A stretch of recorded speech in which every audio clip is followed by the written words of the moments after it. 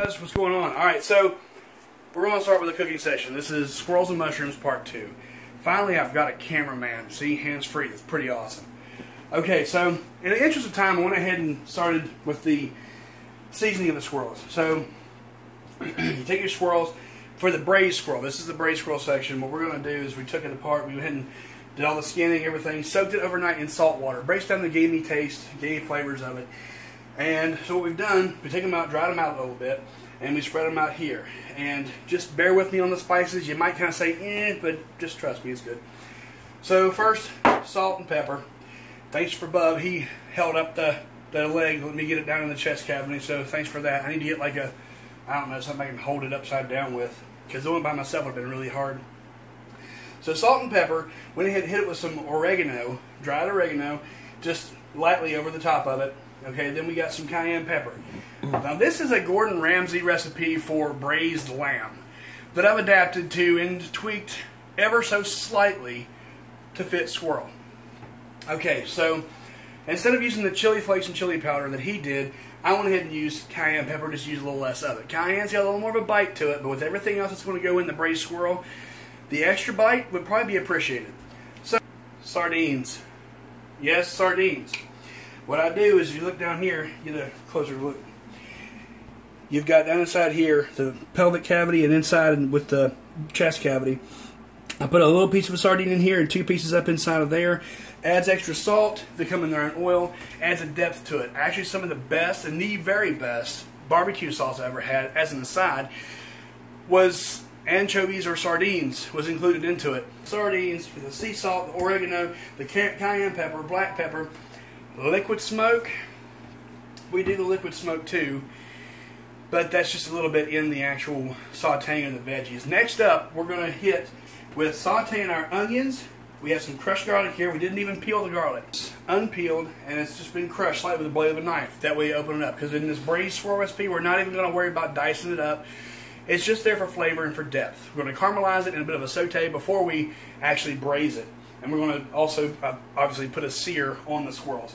We've got tomatoes here, cut up into quarters, even smaller, actually, more like eighths. That was a big tomato.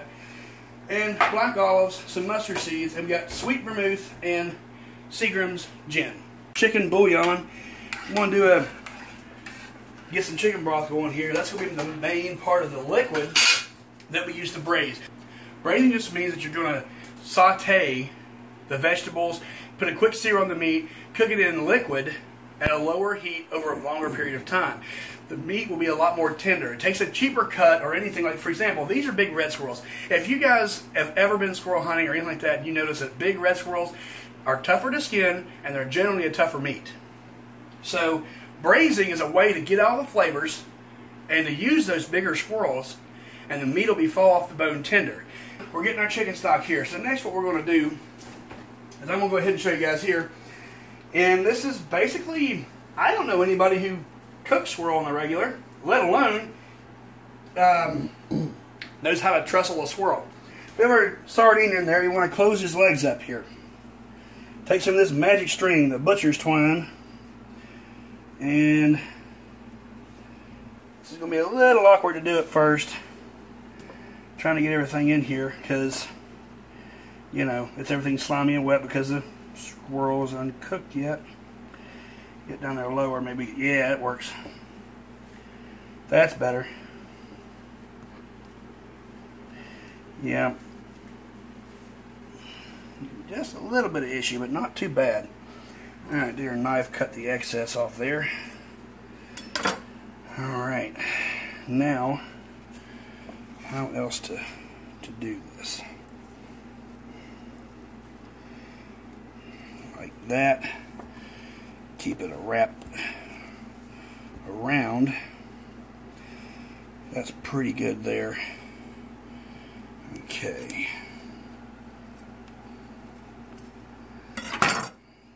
Alright, that's a trusseled squirrel. What we're doing there, we're sealing in the sardines in the pelvic cavity and the chest cavity. We have some open space here, but we kind of want, as it lays down open side up, the juices go in and out of there, keeping it, the flavor spreading around. So Trestling it like that keeps everything pretty well together and pretty compact. The greatest thing about using the cast iron skillet is we're going to be able to put the whole squirrel bound like this, trestled as they call it, into the cast iron skillet. And we can do all of our sauteing with the vegetables, searing the meat, and we can also put these whole squirrels in there, leave the liquid in there, and see there's no plastic or anything on no wood on the handles. You can put this whole assembly just in the oven. That's pretty neat. That's why I love cast iron. It's so multi-role. You can do anything with it. Alright, but as long as it's seasoned well. Because if you don't season it well, it's a mess. But anyways, so we're going to cut there. That's the beginnings of the recipe. So we'll catch up with you guys here in a little bit when we actually start doing the sauté and the actual searing of the meat.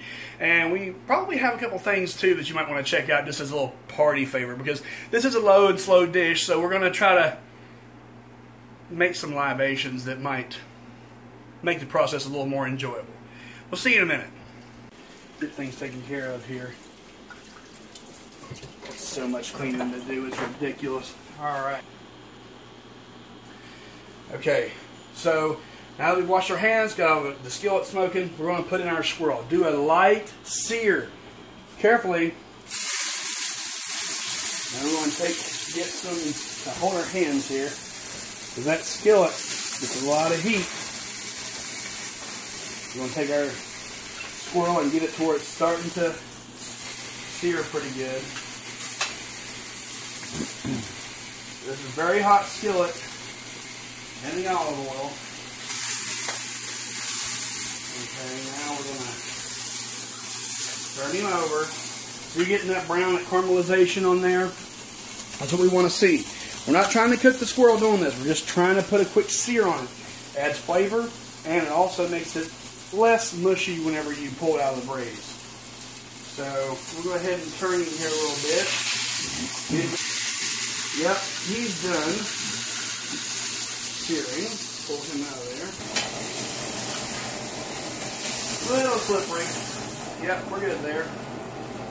Nice little sear on them. Not too far, not too bad. They look pretty nice there, I think. I've got several oils, and grapeseed oil. Alright, grapeseed oil is your friend. It has a higher heat resistance. It doesn't turn black as fast as, say, olive oil. So we're going to add a little bit of that in there, because we're going to do a saute on the vegetables. I want a good caramelization, but I don't want too much black. And the olive oil will get a bit of a blackish tint to it, and it'll burn and smoke up way worse than the olive or the grapeseed oil will. So add a little knob of butter here. Get that swirling around in there. So to cut that down while the butter melts, we're going to go ahead and add in our veggies. That snapping, that popping, and crackling, that's what you want to hear. That's the good stuff right there.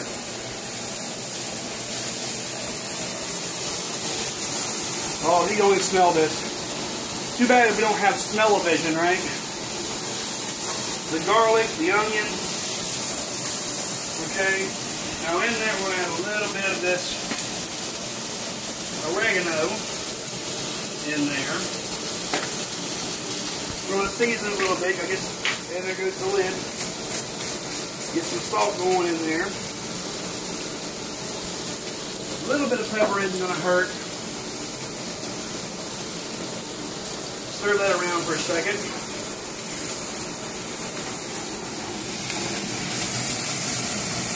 Yeah, see, the onions are starting to get nice and tenderized a little bit. Starting to turn a bit translucent. See how they're not very firm anymore, but just bending real easy. That's part of the sauteing process. Add some liquid smoke and we're ready to flambe. Alright, now we're going to add a couple, I know, you might say gross, add a couple little sardines, just a couple little slivers of it in there.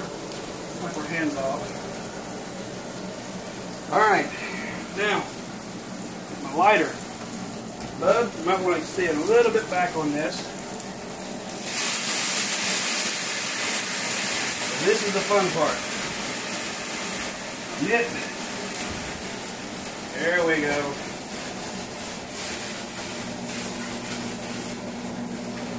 Okay.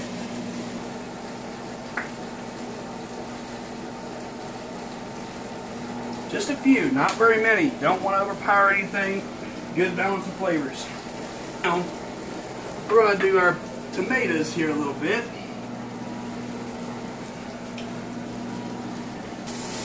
You kind of want the tomatoes to not rest on the onions. Get them down on the actual metal of the pan because you want them to kind of stew, kind of fry just a little bit. And I'm supposed to add the extra lemon zest to it a little later.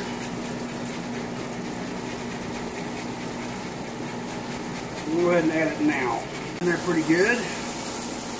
You know, with those tomatoes being in there, a bit of balsamic vinegar probably wouldn't hurt. So we're just going to experiment a little bit. Throw it in there. The thing about adding acid to any dish that you have to worry about is vinegar with 5% acid. Those types of things are going to take a lot of flavors. They're going to really take it out of the vegetables, out of whatever you're cooking. It's going to intensify flavor. So we're adding our squirrels now. Make this a little bit more. Get them both in there. Okay. We want the squirrels to be pretty well, mostly on the metal itself. So we're just going to let that cook over a period of time. We'll do about 250 degrees. Wait for that to preheat 3 whole hours in the oven like this. So we'll see in a minute. Alright guys, so our squirrel 3 hours later is done. Oh, that smells so good. That smells a lot like a pizza, actually. Then we'll get back to shooting, okay? See you in a bit. Alrighty guys, and there we go. That's the braised squirrel recipe right there. For good old-fashioned country cooking, a little bit of extra flair, yeah. Let's eat.